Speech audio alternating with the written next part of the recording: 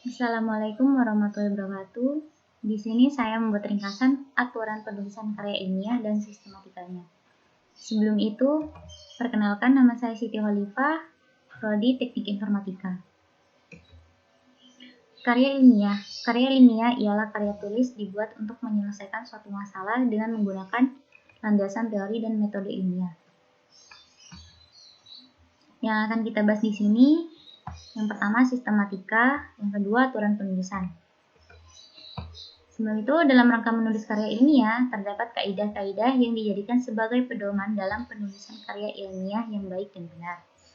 Dan kita harus mengetahui kerangka-kerangka dalam pembuatan makalah. Yang pertama, sistematika penulisan karya ilmiah. Ada cover depan atau sampul depan, ada judul, daftar, dan bab 1 pendahuluan, bab 2 landasan teori, bab 3 pembahasan penelitian, bab 4 penutup, dan yang terakhir daftar pustaka. Yang pertama, bab 1 pendahuluan. Bagian pendahuluan berisikan informasi yang terkait dengan karya ilmiah. Banyak poin penting yang dipaparkan dalam pendahuluan seperti latar belakang yang biasanya diambil sebagai judul utama dalam karya tulis ilmiah.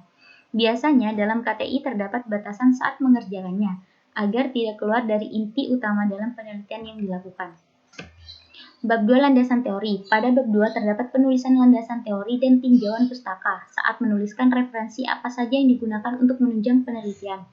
Landasan teori juga ditulis secara terstruktur pada bab pembahasan. Bab 3 pembahasan atau penyajian hasil penelitian.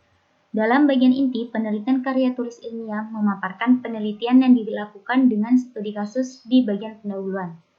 Pengambilan landasan teori bisa diambil dari perkataan para ahli yang melakukan bidang studi penelitian yang dilakukan. Landasan teori yang baru jika benar-benar penelitian dalam karya tulis ilmiah merupakan studi yang unik dan menarik. Bab 4 penutup. Bagian penutup memaparkan kesimpulan akhir dari penelitian karya tulis ilmiah. Penelitian dilakukan mampu memberi solusi terhadap masalah yang diangkat.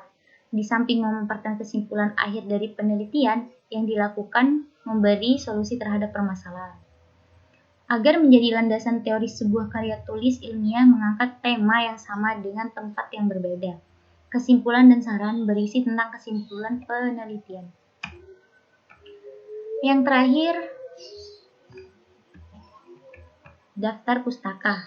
Daftar pustaka berisi semua buku atau tulisan ilmiah yang menjadi rujukan dalam penelitian. Ketika menulis karya ilmiah yang berupa artikel, makalah, atau presentasi dan harus membuat daftar pustaka dengan mencantumkan sumber rujukan penelitian. Jika tidak ada, maka akan dikatakan hoax. 2. Aturan penulisan karya ilmiah. Ada font, spasi, dan ukuran kertas, ukuran margin, bab dan subbab, jarak antar bab, judul artikel, penulisan paragraf, penulisan struktur lain.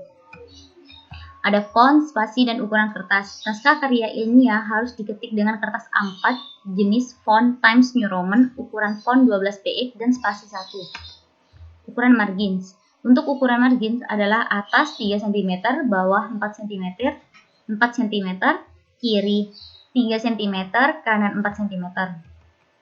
Bab dan subbab. Pada umumnya, penulisan karya ilmiah, bab dan subbab ditulis dengan menggunakan sumber numeral. Tulisan di bold. Huruf pertama setiap ditulis huruf kapital atau besar. Anak subbab dengan style font italic. Jarak antar bab. Pada karya ilmiah, penulisan bab baru tidak memerlukan ganti halaman baru, melainkan diberi jarak 3 spasi untuk membuat bab baru. Pada penulisan subbab, jarak bab dengan subbab ditulis dengan jarak 2,5 spasi.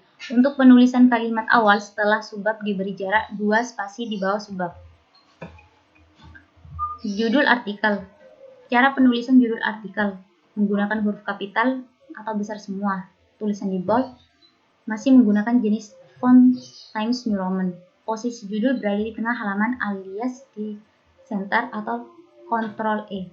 Jangan menggunakan garis bawah atau style font underline. Penulisan paragraf. Untuk penulisan paragraf adalah penulisan paragraf atau alinea dalam penulisan karya ilmiah terdapat aturan-aturan penulisan. Sebagian diantaranya sebagai alinea baru diketik ke dalam menjorok sebanyak 7-8 kali karakter atau sekitar 1,25 cm. Penulisan struktur lain. Penulisan nama-nama penulisan dan alamat institusi dalam karya ilmiah ini ditulis yang letaknya tepat di bawah judul artikel. Penulisannya pun diberi jarak antara judul artikel dengan penulisan nama-nama penulis dan alamat institusi dengan jarak 1,5 spasi. Dalam penulisan karya ilmiah juga terdapat penulisan tabel yang mana terdapat judul tabel dengan menggunakan penomoran sebagai pemunculan tabel dari awal dan untuk penulisan. Penulisan karya ilmiah juga dimungkinkan menggunakan beberapa gambar maupun grafik ataupun foto sebagai penunjang penulisan karya ilmiah. Ya, terima kasih. Kurang lebihnya seperti itu. Jika ada kesalahan, saya mohon maaf. Wassalamualaikum warahmatullahi wabarakatuh.